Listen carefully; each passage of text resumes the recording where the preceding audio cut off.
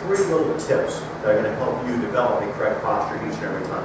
The first thing that I want you to think, though, is where is the ball? It's down there. So when you go to hit it, you have to make sure that you're in a position that allows you to swing down. So many golfers, when they get into their posture, they're in a posture that makes them swing up. Now, what does that mean? When I get into my posture, a lot of people begin by bending over at the waist, but then only straightening up because they bring the knees in. So now the upper body is straight up and down. We have to make sure that we're in a posture that is going to allow us, or that is conducive to us swinging down, because our ball's down there. So here's a little tip that you can use. I want to make sure that the club is always perpendicular to the body. So when I set this club down like this, I want to make sure that I get a right angle, or the club and the body have to be perpendicular.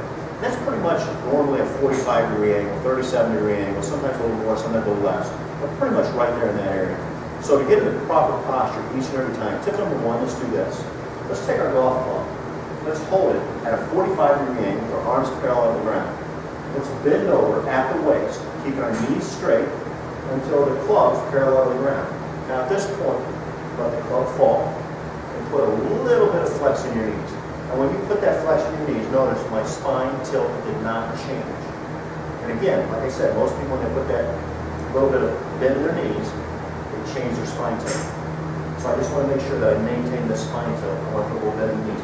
What you can see is, if I bring this club up to the body, right here, again, I mostly have a right angle.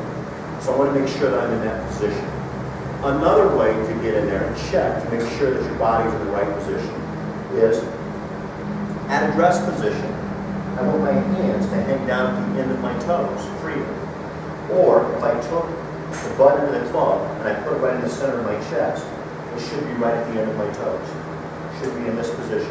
If I'm too vertical, of course, it's not going to be at the end of my toes at all. It's going to be more of the balls of my feet or at the end of my knees. So I want to make sure that I'm right there at the end of my toes. Another last way to get into this posture a little bit more natural way is I'm just going to stay straight up and down. And I'm going to bend over at the waist until I bend over so much that I'm going to lose my weight forward. And now I'm grabbing with my toes. I'm going to stop right there. And I'm just going to start bending the knees until my weight goes back to the center of my feet. Perfect. And now I'm in the same posture I was on the second time and the first time. I'm more at a 45-degree angle with the upper body.